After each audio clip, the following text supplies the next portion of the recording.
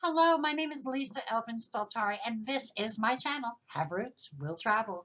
I'm a genealogist and a passionate traveler. Most of my videos will be about travel or understanding various locations. But in this special series, I'm focusing on a part of Quebec Canadian history that is near and dear to my heart.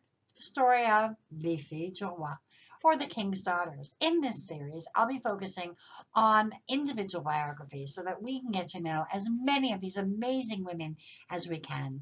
Please let me know in the comments below if there's one fille du roi in particular you are interested in, and I'll try to move it to the front of the line. And please don't forget to subscribe to the channel, click on the notifications alert, and like this video. So that will all help me out so much. Let's get started, shall we? Now, in the program Les Filles du Roi, it was begun in 1663 by the intendant of New France, Jean Talon at the time. I go into great depth about this in my video, the program, Filles du Roi, the program 2.0, and just gives you kind of the ins and outs, how the girls were recruited, how they came across, what happened once they did, where they were from, all of that information contained inside that video, and we'll give you a really good background as to, your particular ancestor as well, in terms of, wow, she went through all of that. Let's get started and look at who we're going to look at today. Her name is Michelle Lesdiller, and she is my 8 times great-grandma. And let's have a look at where she's from. Michelle was born in 1645 in the parish of Saint-Sauveur. Her parents' names are Nicolas Lesdiller and René Chevalier. The church where she would have been born no longer exists, but could date its existence back to 1216. It was rebuilt in the 16th century and demolished in 1787 with the hope of rebuilding it, but a little thing like the French Revolution interfered in this plan. L'église Saint-Sauveur was found on Saint-Sauveur Street and the corner of Saint-Denis. There exists now a plaque, and that's the picture that I show you in the middle of the screen, commemorating this historic church. So let's talk a little bit about the location where she was born, in Paris, known as la deuxième arrondissement, the second region. It's also known as Bourse. This arrondissement is located on the right bank of the river Seine. The second arrondissement is one that is focused on business activities. There are several banking headquarters that are found here, as well as the former Paris Bourse, the stock exchange, the Paris Opera, the Sentier district, which is the home of the Grand Rex, and which is the largest movie theater in Paris. I want to see that for sure. So all of that, and I just give you that older picture. You can have a look at the arrondissement to see where number 2 is. It's in blue. You can see how close to the center of town it is. Also, I just love that picture on the bottom screen of just the river merging and where it is. And that gives you a sense of where she was from. Let's have a look at why she came. So she left for New France at the age of 23, arriving on July 3rd, 1668. I do not know, if her parents were alive or dead. It's just she was 23 years old. Many of these girls, remember, they didn't have to be orphans. Sometimes it was just the sheer fact that they could, start a new life and get a husband. And they are, to my mind, kind of like the women of the internet who decided they could, find their own husband somewhere in the world. And so in a sense, that's kind of what they did. On that ship, we have a couple of my great-grandmothers. Françoise Auvet was on that ship, which is number 7. Marie-Madeleine Philippe, number 6.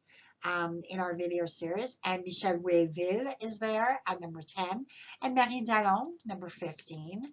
So, there's quite a number of my other great-grandmothers that she could have intermingled with and hung out with, so time will tell. Now, who does she meet? Who does she marry? Her groom was called Nicolas Millet dit Marandet, and he's born in 1633 in the small village of Surin. In 1633, when he was born, it was in the section of France known as Poitou-Charentes. His parents were Jean Millet and Michel Gousson. Um, Surin is part of the arrondissement district of Chivray in the region of Poitou-Charentes. It's still a very small village, and at the last census, there were less than 200 people there. You can see in the top right picture in the red dot, that is Surin. In the bottom left, we have a map of France with the district of Poitou-Charentes in red. And on the very bottom right, I found a vintage map that I've circled, the arrondissement. I think I circled. Maybe I didn't circle it. Oh, I see. I didn't circle that. Where I circled it, it kind of moved. But you can kind of get an idea of where it would have been. And the church that Nicolas probably would have been baptized in dates from the 12th century and is called l'Église Saint-Hilaire. So still standing today. Got to see this place. Amazing stuff. So Nicolas and Michel, let's see when they married. Oh, they haven't married yet because in 1656, Pierre enlists at La Rochelle to work for 3 years in New France. Little is known of his life after this period, but I did find a listing in the 1666 census and the 1667 census where he is employed by 2 separate people. The census of 1666 finds him working for Antoine Lemestre, dit Lamourille in Trois-Rivières, and by 1667 he was in Cap de la Madeleine working for Etienne Gélineau. In case that last name sounds familiar, Etienne is living with a son named Jean, who is 20 years old. The next year, Jean would go on to marry Françoise de Charmant-Lisnel, another one of my great-grandmothers, and a fille Joie, which we've profiled. The number of the video escapes me now. In case you were wondering why there were 2 censuses back to back, blame it on the government error. Nothing changes, does it?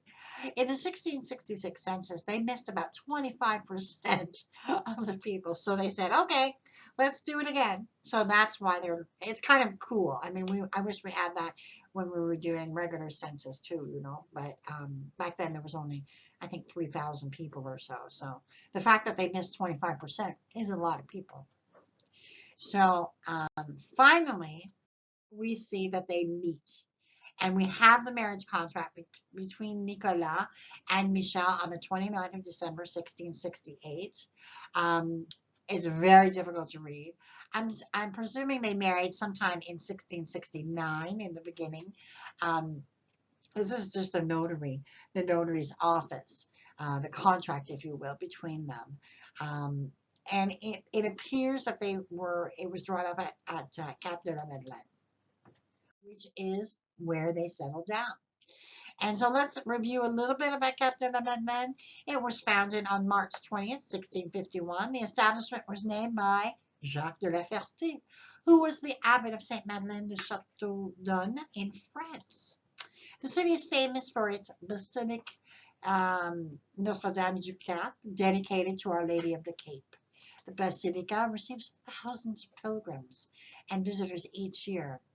Pilgrims are drawn to this site because it's considered to be the place where 2 miracles were performed by the Blessed Virgin. The first being the miracle of the bridge, 1879, and the other being the miracle of the eyes in 1888. The first official pilgrimage occurred in 1883 and consisted of roughly 150 people. Can you imagine at that time, you know, I was going to say driving, but arriving, who traveled to the pilgrimage site in North America. And this is really, it's considered the very first pilgrimage outside of Mexico that people were drawn to. Now, during World War II, the Royal Canadian Air Force built and operated a training school here as part of the British Commonwealth training plan. Cap de la Madeleine school opened the school for the training of the air field, opened in 1940 and closed in 1944. And it is, as you can see, a beautiful, beautiful area. I always include, well, first of all, I include the map, the Cap de la Madeleine, because you can see how close to Three Rivers, Trois-Rivières it is. The church, of course, not available when our people were there, but certainly there was a small chapel there at some point, and out of that grew this. And then this particular, on the right hand of your screen, the shore. And I like to imagine that that shore has not changed. And that is what they would have seen at their time in the 1670s. So let's get started and see what happens to Nicolas and Michel. Nicolas and Michel had 4 children. The firstborn, Jean, died before the 1681 census. Their second son died at the age of 26 without leaving any descendants. Mathieu, who is my direct descendant, married Marie Geneviève Benmuillac dit la Montagne. That's a mouthful. And they had 11 children, 7 of whom lived to adulthood. And then we have Marie-Françoise, who passed away at under the age of 1. Now, what else happens? By 1681, Nicolas and Michel were living in the fief of Hertel, which is part of the Seigneurie of Champlain, which is part of another seigneurie. You will note that their firstborn son, Jean, is not present in this census, and their daughter has yet to be born. The Hertel fief was located between Champlain and the Marsolet Prairie on the map, and was part of the parish of Champlain. In 1685, Michel's life took another twist. Her husband Nicolas dies, and her baby daughter Marie-Françoise dies at 13 days of age. Just, just insane that she would have dealt with this. So when I read that, I was like, oh my goodness, what else happens to her? Well, she's a survivor. And by September, 6 months later, she marries Pierre Gilbert dit la Chasse. He was born in 1647 in La Rochelle, France, where, ironically, her first husband, Nicole, left from in 1756. What we know of Pierre is that by 1665, he's in Quebec City and can be found in the 1667 census as a single man. He's 26 years old. He has 1 gun. That's a fusil. That's what it talks about. He's living in Quebec City. And by 1667 census, he's a single man. He's also a single man. But in 1681, he's moved to Cap de la Madeleine, and he works for Claude Houzard. And he is basically a domestic. Could be a servant, could be a rancher, I don't know, a farmer, like a laborer on the farm. Not sure of what he was doing. But so Pierre and Michel set about building a life, but unfortunately, it was not easy. Their infant daughter dies at birth. Francois, their son, was baptized in 1688, but nothing more is known of him. Marie-Françoise marries Pierre Dubreuil, but died at the very young age. At the very young age of 27 without leaving any descendants. So the family that they tried to form, a little bit difficult. Michel would go on to live until the age of 73, a relatively young age from our 21st century perspective, but very old from that of the 1700s. The only reason we know that Pierre has already passed away is that in her death record, it states that she is the widow of Pierre Gilbert de la Chasse. Why there's no death record for him, not sure of. The mystery is that she died at Saint-François on the island of Orleans. My only clue is that her daughter Marie-Françoise had died 2 years earlier on the island, and perhaps she went to stay with her and ended her life there. She is buried at the Saint-François Cemetery on Ile d'Orléans, and that is what the death record states. So with that, we complete another visual. And I thank you for sharing this time with me. We will see you on the next feature vlog. Find out all about her on the next time. Until then, au revoir.